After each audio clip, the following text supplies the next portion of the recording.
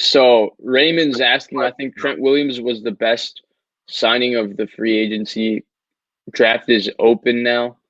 Yeah, I 100% agree. I thought it was the best signing of the free agency. When you're signing a first ballot Hall of Famer in free agency, I think it's always a good free agency, especially one that's seems to still have at least 3 or 4 years left in the tank. Mhm.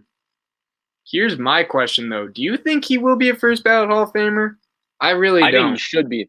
I think he should be, but the question is with the media aspect of it. He's been an All-Pro one time in his career. He was a second-team All-Pro Yeah. in 2015, which to me it just doesn't make sense to me because it's like, have you watched this guy play? I Yeah. would say, will he actually be? I don't know. Is his talent and play deserving of a first ballot Hall of Famer? Yeah. Absolutely. That's what I'll say. Yeah. Dude, because like obviously like physicality wise and just like athletic prowess, like he's kind of like top three like his whole career. It's really a shame because yeah, I mean getting in as an O lineman's like not easy because unless you're racking up all pros and you're like Zach Martin, where it's like this dude could retire now and Right. be first ballot. Big Q the same way, but I think also like Tyron Smith and Zach Martin and all those guys, they benefited from playing for the Dallas Cowboys. When you play for the Dallas Cowboys, if you're a slightly above average player that Jerry Jones drafts, you will be a Pro Bowler, you will be all pro because you're constantly talked about and people are aware of you, which is a big problem in the NFL because of the control the media has, but it's just the truth. Yeah, interesting. Um, does No. Is there any more questions that you see? If you see them, just pull them up. Guys, if you have any more questions, just put them in here. Anything, basketball, football, anything about us. When are we going to do a mock draft? The week before the draft. Yeah, We will do one mock draft. It'll be the week or the week of the draft, and we'll do it then. yeah, but yeah, I Um, mean it'll be interesting. I did see Chris Sims' receiver rankings. I didn't agree with some of what he said. I agreed with some of what he said.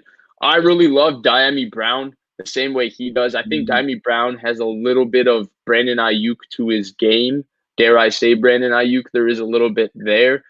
There's no way I think that Brown is a top three receiver. I think I don't like him more than Tony. I think he's five or six, but I love Diami Brown as well. I saw that Mm. he was super high on Jamar Chase. Like I think it's a little misconception that I'll say I don't dislike Jamar Chase. I think Jamar Chase is a baller. I think he should be one of the 20 first 20 players drafted in the draft. I think he's a top 20 pick. My thing is that I don't think he's a generational wide receiver prospect, and I don't think he's a guy that should go in the top 10. And so that's just how I feel about it. But yeah, I saw his receiver rankings, Blake. I don't know if you saw him, but I'll give you a little gist. I have He not. No. basically went Chase one, Devonta Smith number two, Diami Brown from North Carolina number three, who's just a Okay. stud, but I don't think he's a third best receiver. Waddle four, Tony five, and Terrace Marshall six. I definitely would have Waddle higher. I think Interesting. Waddle is a little more explosive than he gave credit for, but overall, yeah, I mean he's really good at what he does. I saw the signing. He's really good at what he does. But Yeah. if I was to rank him, I'd probably go something of the order in terms of tiers of Smith, Waddle, Chase as the first tier. Diami Brown, Rashad Bateman. Yeah, that Um, guy. I'm surprised Bateman wasn't even in his top six. I think he Bateman's gonna didn't like Bateman at all, but I like interesting. Terrace Marshall, Kadarius Toney. All those guys would be the second tier.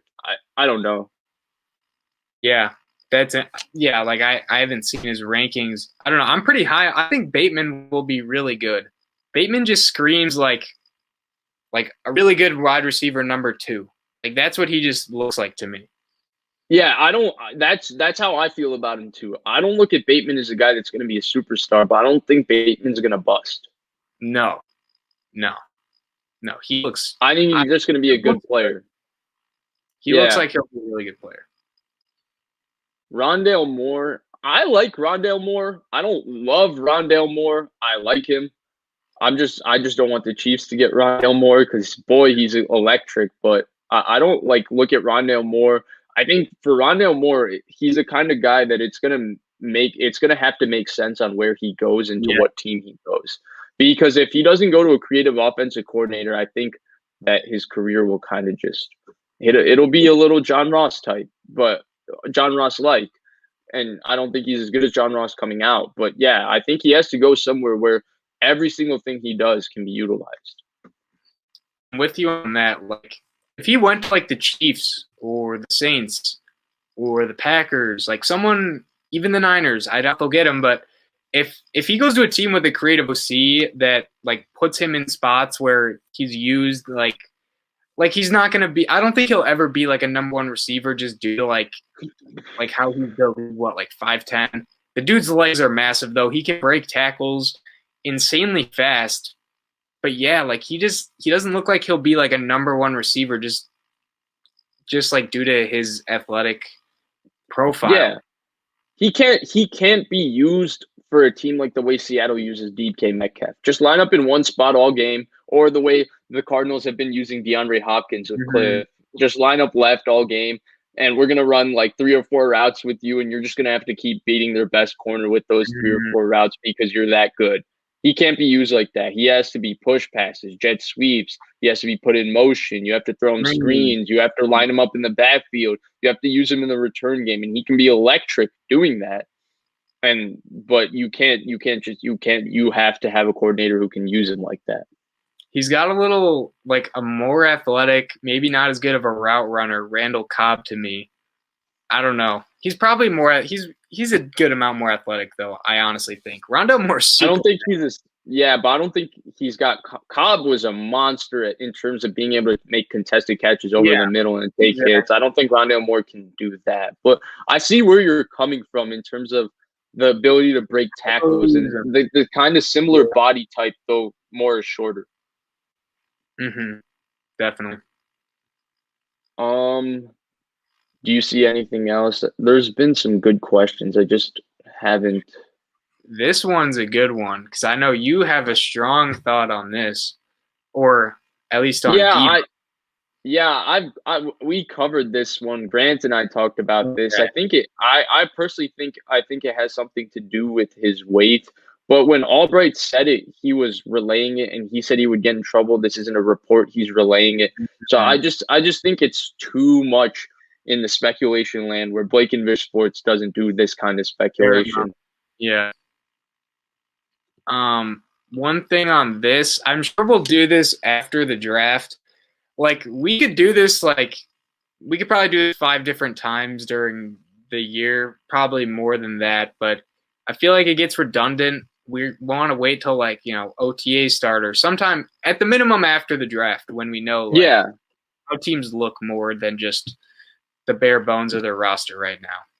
Right, so that we're not doing 17 different power rankings, and then we can say at the end of the year, hey, look, we did 17 different ones, and power ranking number 6 turned out to be pretty close, so we were right about it. That's not the point of doing it. We have to wait and see what kind of roster moves people still make, what kind of drafts they have, how full rosters look. But, yeah, we'll definitely do something like this. And that's the same thing with the mock draft. Like, we're just going to wait until all the insiders really just give you information on which guys are going where and which teams are going where. And we'll form our own rankings, and we'll do it where I think what our idea is that we'll do a mock draft where we just take the players that we think should go rather than just speculating who teams should take. So we'll just guess like that, and we'll see what happens. Agreed. And then real quick, so I think it was the Eagles, right? The Eagles signed Joe Flacco. He's not on the Niners. I was trolling you a little bit about it. What'd you think about this? Like, this was just weird, man. I don't know what they're doing. I think this means that the Eagles aren't taking a quarterback at 6. I think that's what this means. Yeah, I mean, hopefully not, you'd think, but are you happy he's on the Eagles and not the Niners? I feel like he's not the worst backup.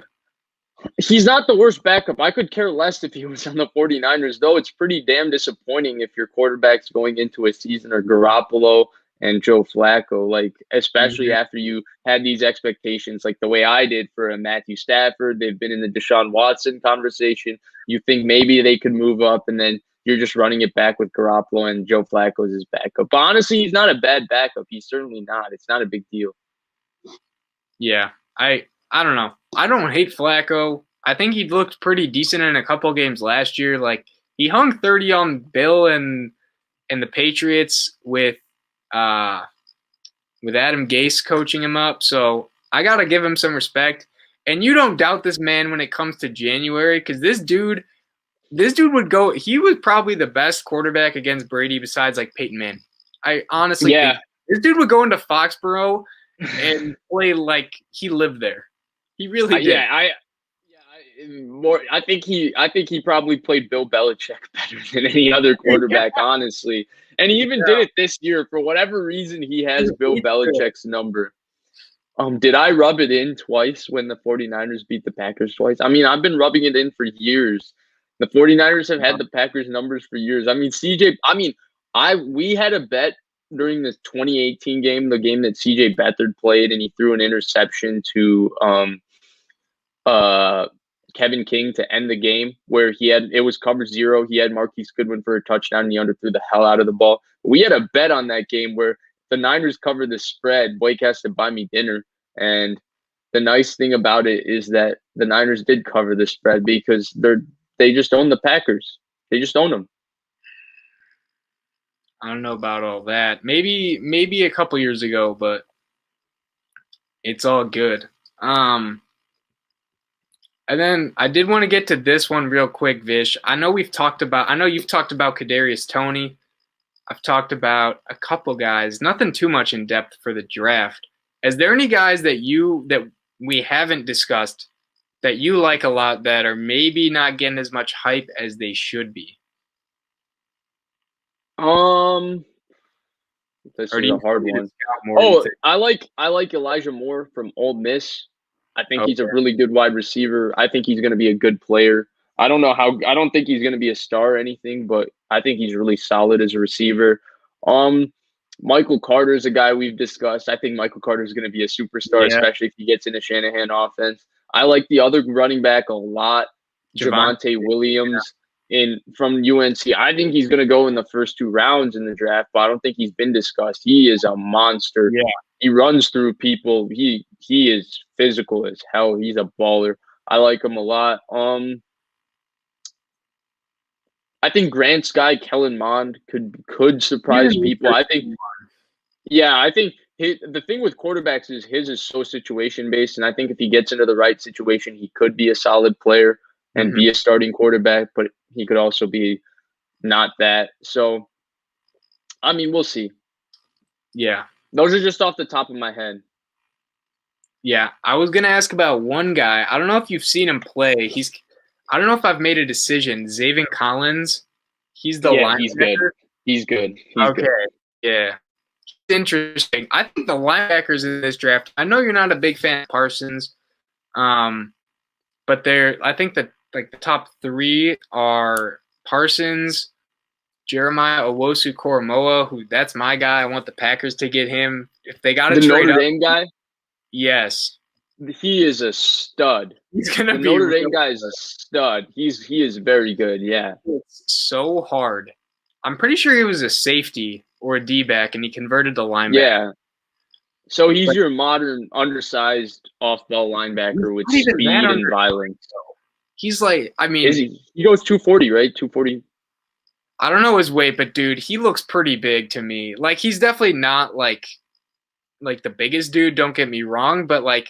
When you think of an under guys, like, do you remember Deion Buchanan on Cardinals? Like, he's not like that. Yeah. He's not like. I mean, he's listed at 216. So Deion Buchanan, I think, played at 225. Quan Alexander he's small. He played at 228. Reuben Foster, when he came out, played at 228. Dude, it doesn't matter because he's built and he can take on guys in front of him, and he plays physical. I like him a lot. He's a good one. I think this linebacker. I don't think any of these linebackers are worth the top 15 pick, but I think there's gonna be like 4 that go within like between like 20 and 50, and I think all of them can be really good. Jabril Cox is from LSU is another one. But I don't think Devonta Smith's weight's gonna be a problem. Do you? I am a bit worried. We just haven't seen a guy who's like, how much does he weigh? Like 170? Yeah. Maybe less. Like we really just haven't seen a guy. Like I guess we have seen a couple dudes, but like they weren't first round picks. Like I forget the guy's name. He was the Cardinals receiver. He weighed like 150 pounds. I forget his name. But are you thinking the returner Trent Holiday? Well, that dude's really small, but not him. I forget his name. But we just haven't seen like an insanely good guy play at this weight. I guess that's my only concern. And what if he does just get cracked by like a 240-pound linebacker across the middle? Like, so would you? The reason I don't think it matters at all is because I don't think it restricts his playing ability. We have not seen Devonta Smith have any issues against anybody because of his weight. I think at this point it's just a semantic. Like, if Devonta Smith was getting pushed around by bigger corners, if Devonta Smith was lacking physicality with his play and all of that, then yeah, this is 100% a problem. But I don't think Devonta Smith has that problem. Frankly, I think Devonta Smith plays physically better than Jerry Jeudy did last year. I think he's more physical, has more contact courage. So for that reason, I get it, because 170, that's a number that slaps you in the face. And you don't think star football players are going to be 170 pounds, but for that reason, it's okay. And then we'll just hit this because my bad. Go ahead. No, I was going to say I still like him a lot. That's the only thing that's holding me back from thinking like he will be the best dude in this class. Because I mean, you watch him in college, and it's not like the dudes are like 180. Like the linebackers are not 190 pounds. Like they're still big dudes, but I don't know, man. Like if he's coming across the middle and like a safety's coming downhill and just cracks him, I would be worried. But he's still going to be really good. Fair enough. The way I see it is that I think if you can take a hit, you can take a hit, and he's tough. He takes hits. Yeah.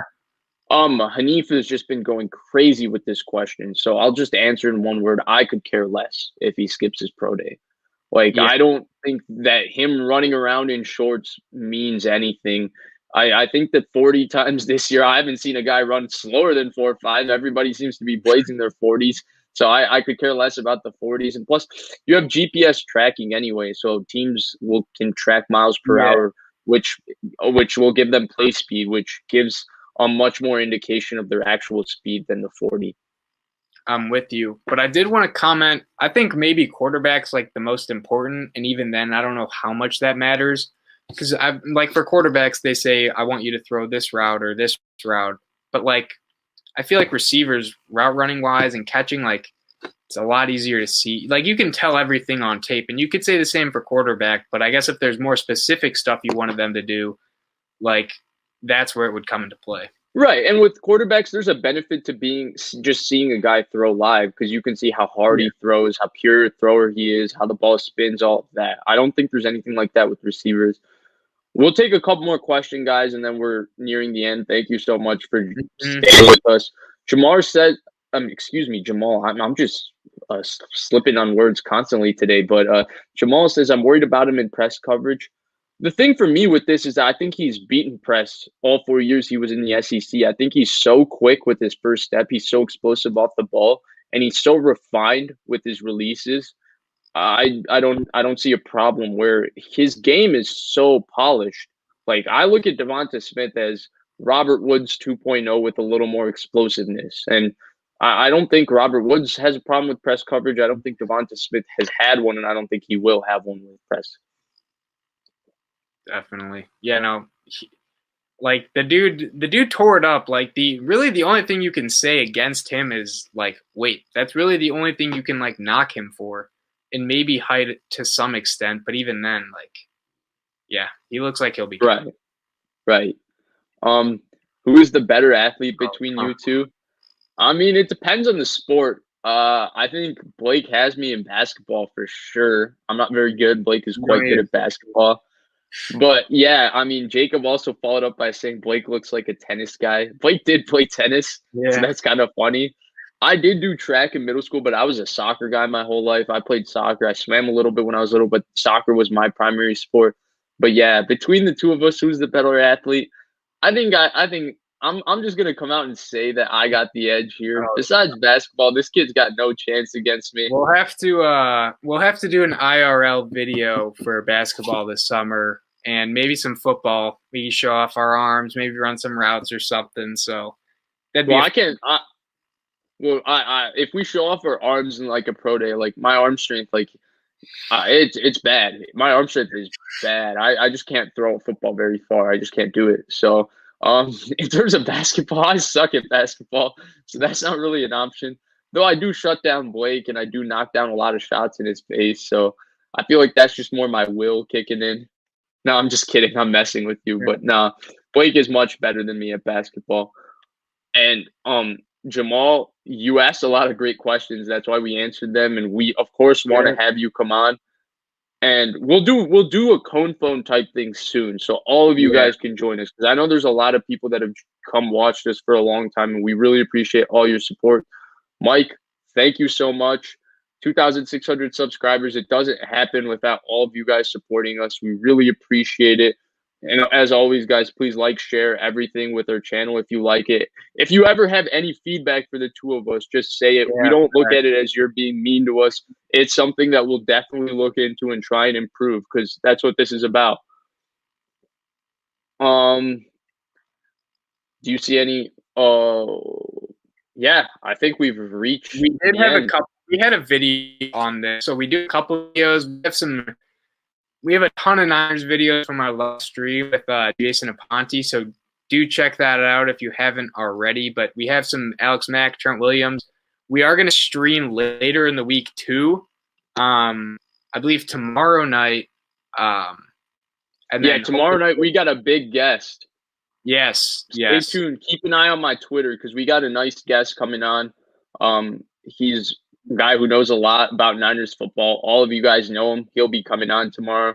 I'm gonna keep it as a surprise for now, but we got a good guest. And so hope you guys can tune in tomorrow. Again, this was super chill. It was nice to just be on here for an hour and have all you guys ask us these great questions and just talk about football. Thank you so much for joining us. We will answer this question next time. Next time we do a Q&A. Newman, just remember this question and just ask it to us. We got you. Thank you so much for joining. Please like, share, all the usual stuff. Again, we appreciate all of your support. If you ever have any feedback for us, email us, put it in the comment section. Thank you.